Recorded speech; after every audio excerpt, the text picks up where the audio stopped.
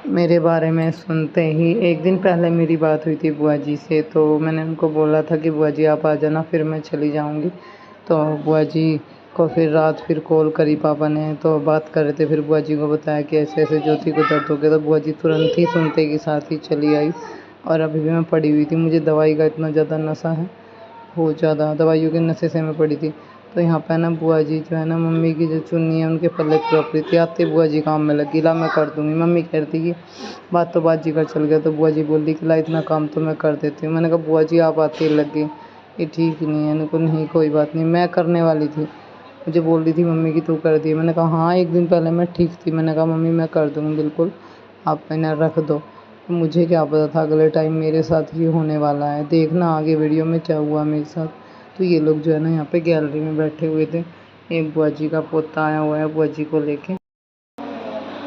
आप मेरी हालत देख के अंदाज़ा लगा सकते हो कि किस तरह की हालत है, किस तरह की सिचुएशन है।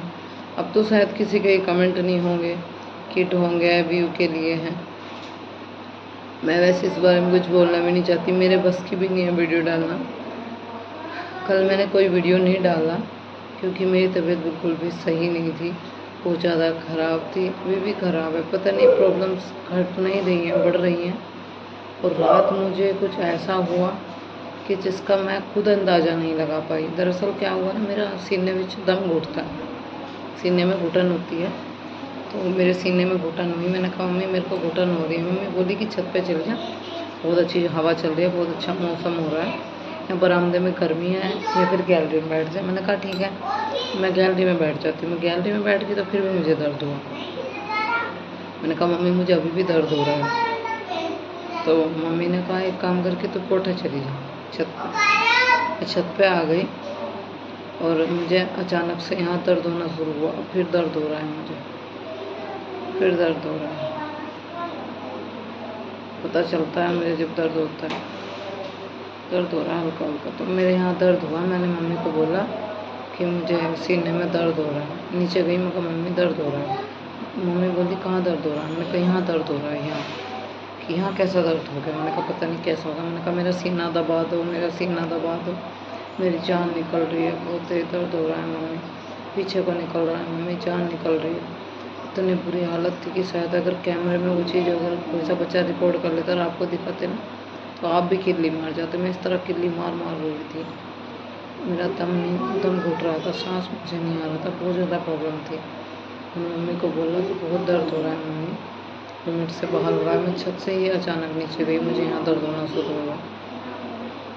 तो मेरी मम्मी ने मेरे को बोला कि मतलब भाई मतलब मैं दबा देती हूँ। मम्मी ने दबाया, अम्मी ने दबाया, फिर अंकल रोटी खा रहे थे, अंकल भागे डॉक्टर को बुलाने, फिर अंकल नहीं आए, फिर मम्मी नंगे पैर ही भाग गई डॉक्टर के यहाँ। डॉक्टर को लाई, डॉक्टर ने मेरा बीपी वगैरह चेक किया। फिर उसके बाद बीपी चेक होने के बाद में फिर मेरे को एक जीभ के नीचे रखने वाली टैबलेट आती है वो दी। तो उससे 15-20 मिनट बाद मुझे आराम लगा। एकदम से सांस में घुटन हुई और इतनी तकलीफ़ मुझे हुई बहुत ज़्यादा। और कल से तब से मुझसे उठा नहीं जा रहा, इतना तगड़ा झटका लगा, बहुत तगड़ा झटका मुझे दर्द का लगा है। मेरी हालत देख के अंदाज़ा लगा सकते हो किस तरह की हालत हो रही है। मुँह पे नाक चमक रही है, मास्क क्या हो वो तो पता ही नहीं। पिंपल्स इतने निकल रहे दवाइयों से जिसकी कुछ हद नहीं। चेहरे का नाश हो गया बिल्कुल, हालत इतनी ख़राब है बहुत ज़्यादा। दुख की घड़ी में इस टाइम मेरे माँ बाप मेरे साथ ढाल की तरह खड़े हुए हैं, पूरी मतलब मेरी केयर करते हैं, ध्यान दे रहे हैं। जब मुझे दर्द हुआ तो मेरी बहुत बुरी सिचुएशन थी, एक पल को लगा कि मुआना ले जाना पड़ेगा, बहुत ज़्यादा हालत थी, ख़राब थी। पर खैर मुझे आराम लग गया। फिर डॉक्टर, गांव के डॉक्टर हैं, एक उन्होंने दवाई दी, वो खाई। थोड़ा उससे पहले उससे 10 मिनट पहले ही वो बुलाए थे क्योंकि मुझे पसीना आ रहा था और मतलब दम में घुटन सी होती, तो उनको बुलाया तो बीपी बिल्कुल ठीक था। 10 मिनट पहले ही उन्होंने कहा बीपी बिल्कुल ठीक है, कोई दिक्कत नहीं है। वैसे ही गर्मी की वजह से घुटन महसूस हो रही, थोड़ा बाहर घूमने, बिल्कुल ठीक। और 10 मिनट के बाद ऐसा हुआ फिर दोबारा भाग के इमरजेंसी में डॉक्टर को लाना पड़ा। इतनी हालत ख़राब हुई कि सांसें मान लो कि थम सी गई हो, सांसें उधारी हो, इस कदर हालत ख़राब हुई। कदर हालत ख़राब हुई कि मुझे ही सुध नहीं रहा। और जब से मेरे यहाँ दर्द हुआ है बार बार, कभी बैक में को निकल जा, दम सा घुटना शुरू हो जा, सांस मुझे अभी सही तरीके से नहीं आ रहा, सांस थोड़ा खिंच खिंच के आते हैं। यहाँ इस नस में भी दर्द है, इस नस में दर्द है। बहुत सारी प्रॉब्लम्स एक साथ हो गई हैं। लोगों को नहीं लगता कि मैं बीमार हूँ, कुछ लोगों को मजाक लगता है कि मजाक कर रही है, वीडियो बनाने के लिए सब ढोंग कर रही है। चेहरे से कहीं भी लगता है कि ढोंग है। आंखें सूजी हुई हैं मेरी, खाना पीना मुझे अच्छा नहीं लग रहा।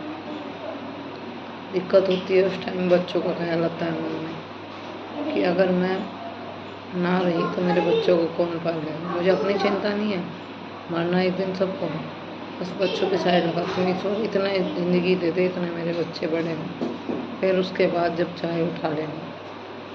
इतनी बुरी हालत हो रही है मेरी, बहुत बुरी। मेरे खुद का चेहरा देखने का मन नहीं हो रहा है, खुद का चेहरा शीशे में देखने का मन नहीं है। फ़ोन में देख के पता चल रहा कितनी बुरी हालत हो रही है। पल पल की ज़िंदगी बोझ सी दिखाई दे रही है, इतनी प्रॉब्लम हो रही है। एक चीज़ में शांति पड़ती है तो दूसरी चालू हो जाती है।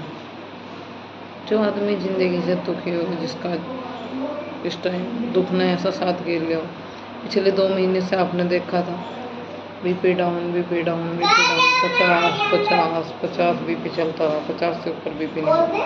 फिर बोतल वगैरह चढ़वाई, हस्बैंड बोलते रहे कि चली जा, दिखाया, वो कर ले, वो कर ले। मैं जाती रही, फिर मैंने बोतल लगवानी शुरू करी, बोतल लगी, आराम लगा, फिर मैं काम में लगी।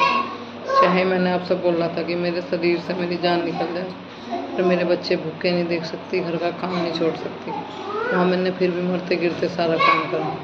और यहाँ हालात कुछ इस कदर हो गए हैं कि मैं पानी और रोटी के लिए भी आस्तिक हूँ। वो भी मम्मी करती हैं, मम्मी खाने पीने का करती हैं, नहाने का मम्मी करती हैं। खुद को उठना चलना फिरना भी बस की नहीं रहा है।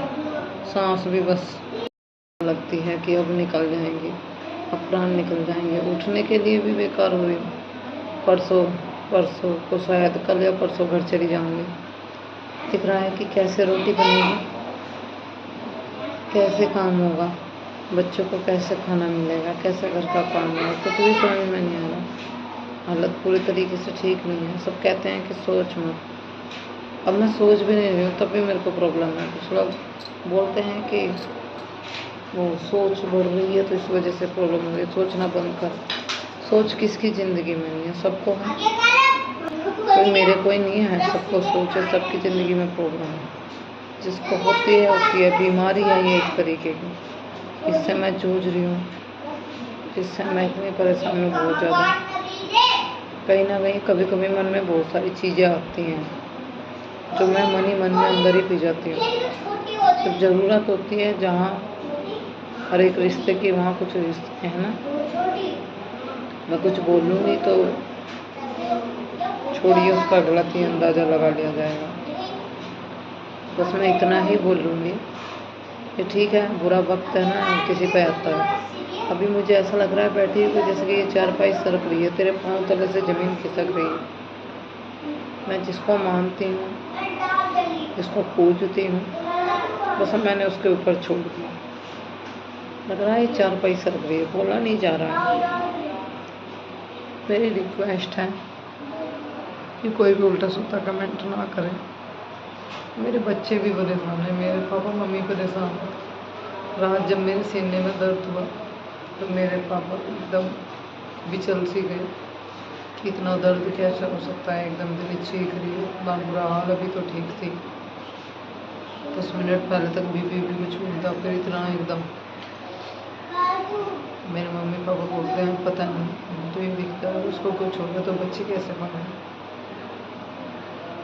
मैंने कहा देखो जो लिखा है वो होगा, अगर मृत्यु लिखी है तो वो आएगी, उसमें कोई हाथ नहीं मिला सकता। फिर जिंदगी है तो कोई मार नहीं सकता।